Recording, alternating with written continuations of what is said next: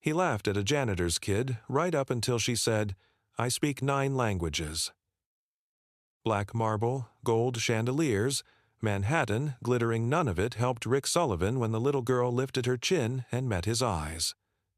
For once, the millionaire's watch flashed, and his confidence didn't. Rick Sullivan's laugh usually did the work of a whip. It cracked through the air, sharp and metallic, and everyone in his empire, employees, contractors, even visiting CEOs, knew to shrink under it. Laughter meant humiliation was coming.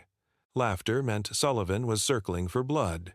But this time, as the sound bounced off the marble, something in the air shifted. The girl who had spoken was thin, her dark skin glowing under the chandelier's cold light. Her backpack straps were frayed, but the shoes on her feet shone as if she had polished them with hope itself. She didn't flinch at Rick's mocking grin. She didn't look at the walls worth millions, or the art that screamed power. She looked only at him, steady, calm. Her mother, Carmen Johnson, stood beside her pressed uniform, hands tightening on the supply cart she had pushed for 8 years. 8 years cleaning these marble floors, emptying the bins beneath desks that signed contracts worth more than her lifetime of wages. 8 years surviving by keeping her head low, she had mastered invisibility, but her daughter had just shattered it with 12 words. Rick circled them the way a shark circles prey, smile cutting deeper than knives. 8 years here, Carmen, he said slowly. And what do you have to show for it? A high school diploma? A cleaning cart? And now your daughter comes in with fairy tales about languages. Let me be honest with you both. This place wasn't built for people like you to dream. The words fell like velvet-covered blades. Carmen's eyes dropped. She had heard worse, but never in front of her daughter. Yet Lucia, 12 years old, shoulders straight as a ruler, didn't bow her head. She didn't even blink. Instead, her gaze flicked to the bundle of yellowed pages on Rick's desk. Strange symbols coiled across them, rivers of ink that bent and split into unfamiliar alphabets. Rick noticed and smirked. Ah, this? He lifted the brittle manuscript. 5 translators tried it, failed. Ancient languages, dead tongues, a maze nobody can solve. But let's have some fun. Tell me, little girl, since you claim to be so clever, what does it say? He expected silence, or tears. He expected the child to stumble, to prove his theory that money and brilliance were tied together by bloodlines and skin color. Instead, Lucia tilted her head. You said the experts couldn't read it, she replied. Her voice was soft, but every syllable was clear. Can you? Rick stiffened. I'm a businessman, not a translator. Then you can't read it either, she said evenly. Yet you mock others for not being able to. Money isn't proof of intelligence. For the first time in years, silence punched through the 52nd floor like a storm breaking glass. The hum of the air conditioning filled the gap. Rick's smile faltered. His hand twitched toward his golden watch as if it could rescue him, remind him of his superiority. But the numbers and diamonds glittering on his wrist felt suddenly cheap. Carmen's breath caught. She had seen janitors fired for less, for speaking back, for daring to exist too loudly. But her daughter wasn't afraid. Her daughter was doing what no one had ever done in this tower, standing her ground. Rick leaned forward, his laugh forced now, too loud, trying to drown the crack forming in his control. A poor public school kid claiming 9 languages? That's clickbait. Lucia didn't blink. She raised her hand, ticking each finger one by one. Spanish, native. English, advanced. Mandarin, basic. Arabic, conversational. French, intermediate. Portuguese, fluent. Italian, basic. German, conversational. Russian, basic. The office froze. Each word rolled out crisp, each accent precise, nails hammering into marble. For the first time in his reign, Rick Sullivan felt his laugh dissolve before it reached the air. I'll be there on Tuesday. Rick's voice carried no arrogance this time, just a quiet resolve. Lucia didn't shake his hand. Instead, she studied his face, testing for sincerity. For once, he didn't look away. "And the manuscript?" she asked softly. "Do you want the conclusion?" Rick nodded. Lucia turned to the final passage and read aloud, her voice clear. "The richest person is the one who enriches others. The strongest is the one who helps the weak to stand. The wisest is the one who knows he was once blind." Carmen Johnson, who had endured years of invisibility, broke down not from shame, but from the sudden release of a burden she had carried silently. Rick looked past the manuscript to the city below, the endless streets lit like veins of gold. For decades, Manhattan had been his playground of power. Yet the one place that had just reshaped his destiny was a library he had never entered, where a 12-year-old girl held the chalk to rewrite his story. Lucia closed the manuscript with finality. "We're done here. See you Tuesday. Bring a notebook with grid lines and a pencil. Homework, practice the 4 tones. Copy 10 radicals." Rick managed a small smile, stripped of mockery. Understood. He turned toward Carmen and, with unexpected gentleness, added, "Thank you, Carmen. Saying someone's name doesn't make you poorer. Sometimes it's the first step to being truly rich." When mother and daughter wheeled their cart away, the office no longer felt like a fortress. The weight had shifted. The marble and chandeliers still glittered, but they were lighter now than the promise Rick had just made to himself. Tuesday came. The New York Public Library smelled of paper and polished wood. Rick Sullivan entered with nothing but a notebook and a pencil he had bought hastily at the stationer's one. For the first time in years, he arrived without assistance, without armor. He scanned the wooden table students bent over homework, an old woman guiding her grandson through math problems, immigrants typing carefully as if each keystroke might slip away if they weren't careful. "You came." Lucia appeared in a navy hoodie, her backpack heavy with books. She didn't bow to his wealth, nor bask in the novelty of teaching a billionaire. Instead, she set the rules. No VIPs, phones on silent. Don't interrupt. Mistakes are corrected, not mocked. Rick obeyed. He slid his phone deep into his pocket. Lucia opened her notebook, showing 4 marks. A flat line, a rising arrow, a dip and rise, a falling stroke. "Ma, ma, ma, ma," she demonstrated. Rick tried. The sound stumbled out clumsy, heavy on the wooden table. Lucia smiled, not cruelly, but with encouragement. "Better. 3rd time will be smoother." Sweat gathered on his forehead. In his clubs, a mispronunciation was humiliation. Here, mistakes were rungs on a ladder. At the next table, a Middle Eastern man nodded in quiet solidarity. Lucia introduced him. "This is Dr. Ahmed, my Arabic teacher. He drives a cab by day, teaches letters at night." Rick shook his hand, awkwardly humbled. Ahmed's English was slow, deliberate. Here, roles are reversed. Humility is the common language. Moments later, Mrs. Wang passed by. Lucia called out, "My student pronounced ma correctly today." The woman's smile wrinkled warmly. Everyone stumbles at first. What matters is stumbling in the right direction. Rick chuckled quietly. All his life he had climbed by conquest. Today, he was being taught how to fall. At the end of class, Lucia assigned homework. 10 radicals, 5 greetings, 20 rounds of the 4 tones. Tuesday, same table. If you miss, you make it up. Not with money. Rick nodded, strangely grateful. For the first time in decades, weakness felt safe. The next morning, the 52nd floor held an emergency meeting. But the screen behind Rick didn't display profit charts. Instead, 4 lines appeared. Scholarships. Library Language Program. Career Ladder for Service Staff. Listening circles. The CFO frowned.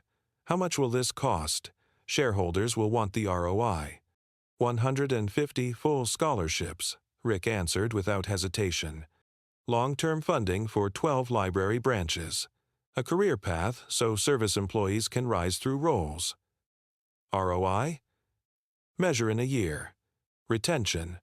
Quality. Reputation. Then he turned to the room. And Carmen Johnson will lead this program. A hush spread like a wave. Carmen entered not with her cart, but with a notebook labeled Naming. Listening. Fairness. Opportunity. Her voice was steady.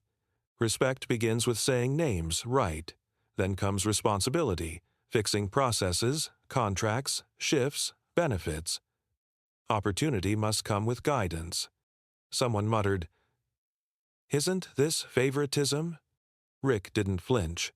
Anyone doubtful can sit in today's listening circle, same table, same rules. Hear the stories before you judge the policy. For the first time in Sullivan Tech history, chairs formed a circle: executives, developers, janitors, guards, equals. And at the center, Lucia asked the first question. When have you felt invisible at work? The quarterly shareholders' meeting began in the same sterile boardroom where fortunes were usually measured in numbers and projections. Green, the CFO, clicked through conservative forecasts on the big screen. One shareholder leaned forward. "We hear costs are rising from scholarships and libraries," he said sharply. "What about margins?" Rick didn't dodge. "Yes, costs are up, but turnover has dropped. Productivity stabilized. Workplace accidents fell 30% after retraining and schedule changes. And the applicant pool has doubled because of our reputation." Another shareholder narrowed his eyes. Rick nodded calmly. "Agreed. Let's test it. 2 units replicate the model, 2 remain unchanged. 6 months of data. I'm betting on people." The room murmured, unsettled. Just then, an aide bent down to Rick's ear. "Problem in the lobby." Rick excused himself. Downstairs, the Lucia Johnson scholarship poster had been defaced in thick black marker. A crude drawing and the words "Stay in your lane" scarred the image.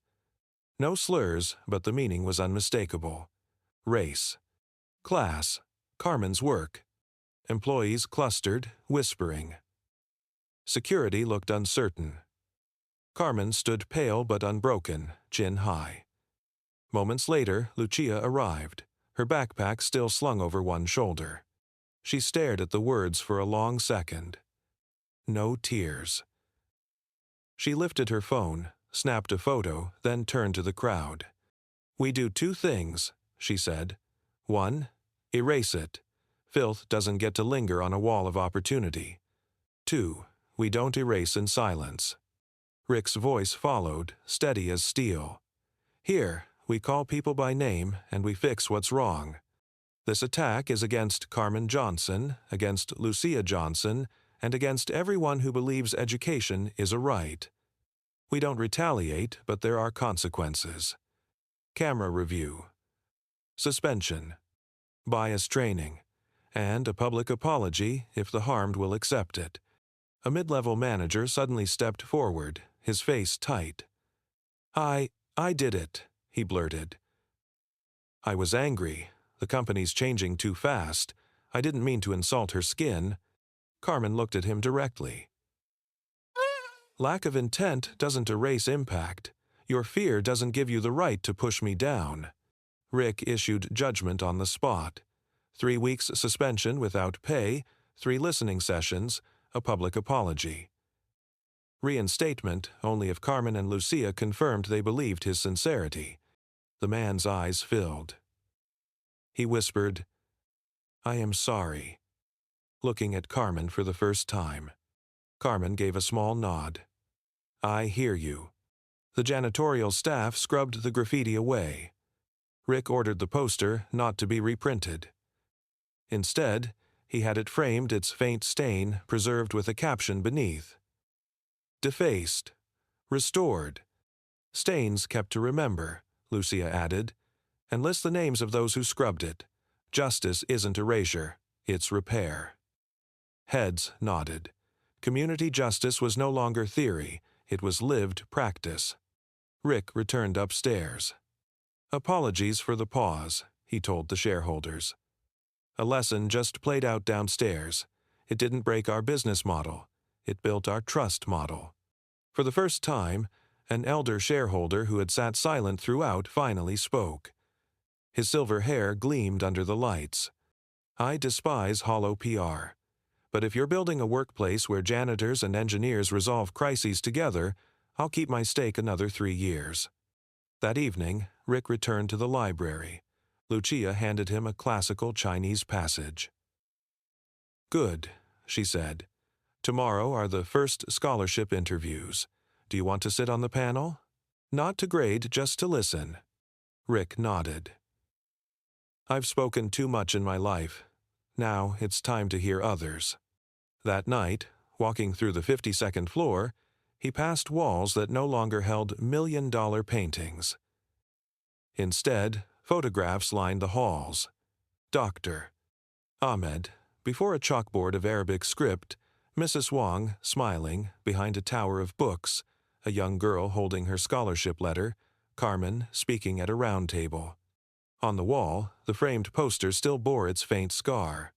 Rick paused. Maybe scars were necessary reminders to never return to the days when he mistook arrogance for strength. In his notebook, he wrote, "Learning people's language is harder than learning Mandarin. But mastering both is the only way to read the world." Tomorrow, the voices of the scholarship applicants would pour in fresh wind through old halls. And Rick Sullivan would be there, pencil ready, listening. They sat like defendants, not executives, pens hovering over blank cards, while Carmen said, "Write the last time you made someone small." No justifications. No but.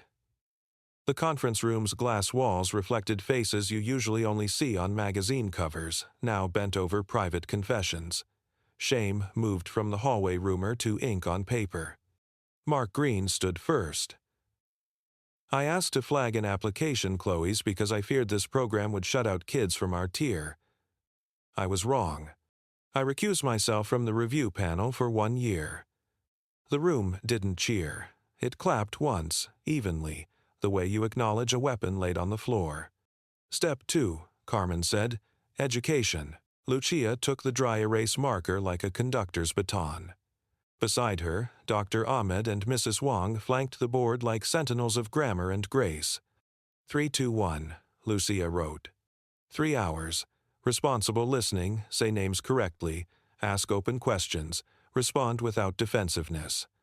2 hours. Unconscious bias, role-play impact versus intent. 1 hour. Skills of uplift, how to give concrete opportunity.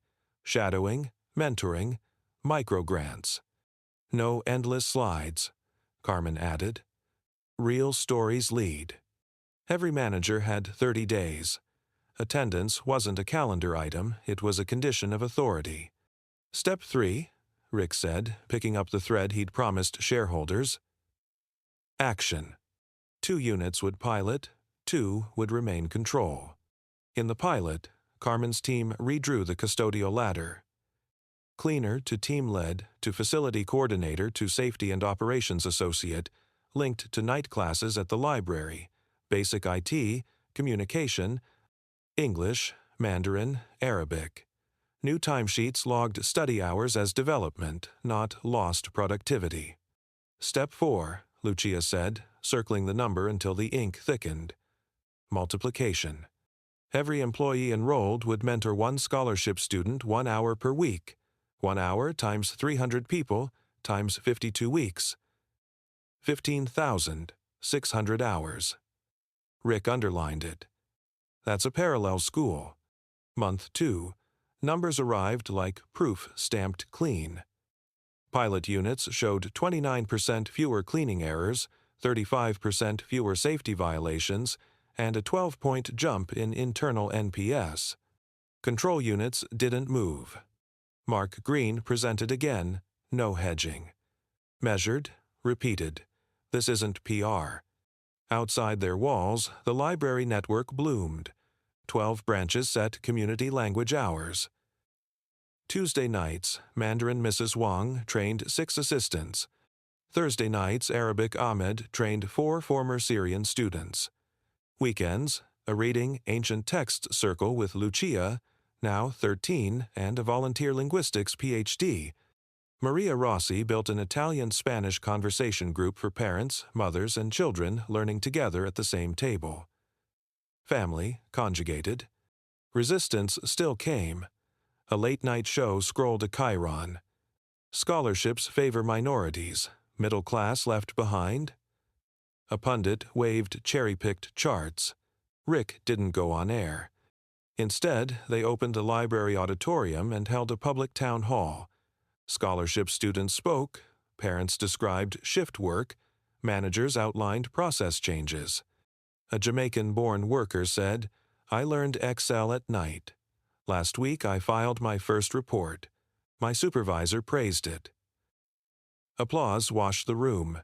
Debate quieted before living proof. On a snowy evening, Rick sat at table 12, wrestling a classical line Lucia had assigned. Jian xian si qi yan. When you see the wise, think of becoming like them. He stumbled, then found the music. Lucia nodded once. Tomorrow you present the 4-step diagram to the whole company. Don't read it. Tell it. Rick smiled. I told revenue stories my whole life. Remorse is new. Lucia laced humor through steel. Every language starts with hello. Every ethic starts with I'm sorry. The next day, the auditorium filled guards, coders, cleaners, directors. Rick told the road from the 52nd floor to table 12. Humiliation, learning, doing, multiplying. He spoke of mispronounced tones, venom in slack, the framed scholarship poster with its stain kept on purpose, the tears of parents, each anecdote paired with a concrete change. He ended simply, 3 years of funding for 12 branches, expanding to 18. Scholarships follow every student through graduation. This isn't a campaign. It's how we do business. When the lights rose, the board chair walked up and shook his hand. 3 months ago, I doubted. Today I vote to expand the pilot. If results hold in a year, we establish a permanent endowment. Rick glanced down at the front row Lucia between Ahmed and Mrs. Wang, nodding like a teacher assigning harder homework. That night, he redrew the 4 steps in his grid notebook and added a looping arrow. Beneath it, multiplication isn't an act. It's a habit. A crooked pencil mark in the corner reminded him. Some stains you keep to remember the way forward. Outside, snow stacked on library steps. Inside, pages turned the city, teaching itself how to speak again. Lucia walked on stage in black pants and sneakers, no gown, no spotlight. Her first words were gratitude. Dr. Ahmed, Mrs.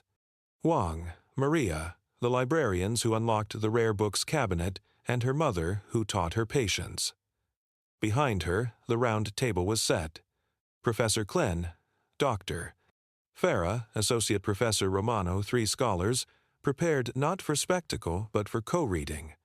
Today is not performance, Lucia said, placing her palm on the manuscript. It is dialogue. Section 1. Classical Chinese. Lucia's voice carried the 4 lines like a steady drum. Mrs. Wang read alongside, explaining rhythm, idioms, illusions woven across centuries. Lucia paused, laying out 2 possible interpretations. Professor Klein leaned forward, nodding. The girl distinguishes well between classical and vernacular Chinese without confusing the references. A quiet endorsement, stronger than applause. Section 2. Classical Arabic. Lucia read. Dr. Ahmed followed, unpacking morphology, the music of stress. Dr. Farah asked about a faint ink mark variant or mistake. Lucia pointed directly to the editorial symbol, eyes steady. The scholars exchanged a glance that said, "This child reads as a peer." Section 3. She stumbled on a sandy, then corrected mid-breath. Professor Romano tapped his pen, smiling. Correct. The pattern continued. Ancient Hebrew, Persian, medieval Latin. Each language opened like a locked gate, and each time Lucia refused to be a lone prodigy. She read, scholars responded, and together they translated into English and Spanish for the audience. The room wasn't watching a child on display. It was watching scholarship come alive in cooperation. At the back, Rick Sullivan forgot the weight of his own breath. He wasn't seeing a stage, he was seeing a library reborn. Carmen sat straighter, tears rising not from hurt, but admiration. Then, the break. A man at the back rose, no mic. Why must we listen to a child? This is parroting. Let adults do adult work. Silence cracked like glass. Lucia didn't flinch. I am not asking for adult jobs. I am learning from adults and inviting them to learn again from a child's curiosity. If children must wait until we are old enough to be heard, many of us will never be heard. A blogger lifted his phone. Why not live stream? Afraid? Dr. Ahmed stepped in, calm as law. Scholarship is understanding before reporting. The record will be published, signed by us three. No edits required. The scholars nodded. The blogger lowered his phone. Lucia closed the manuscript, raised her eyes.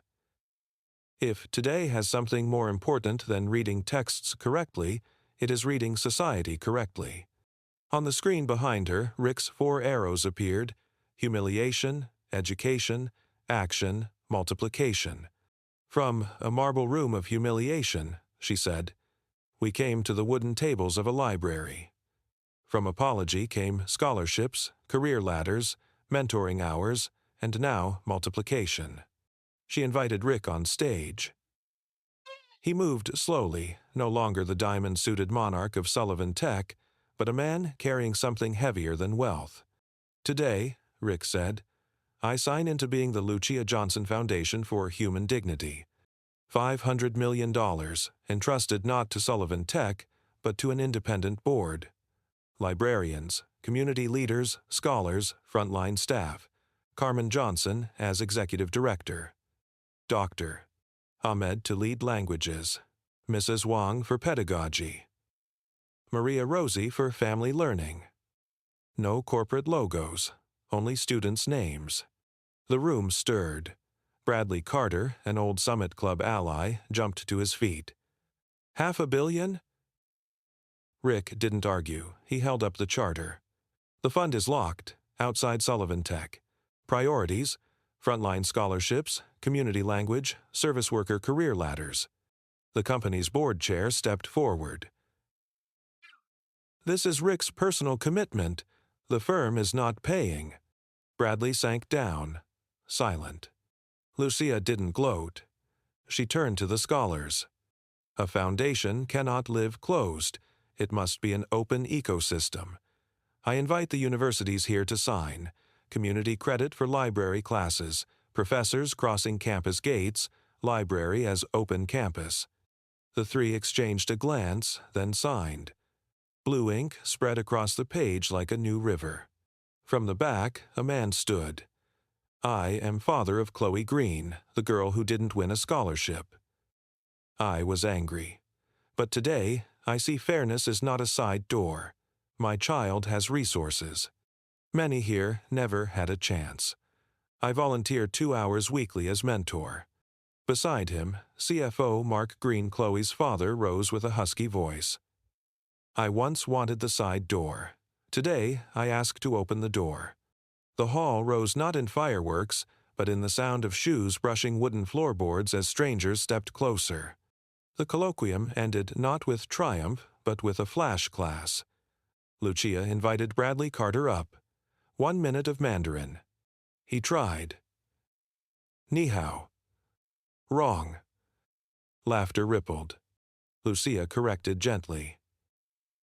He tried again, this time right. Applause broke out. A small correction, but a brick of arrogance chipped away. Outside, protesters fell quiet.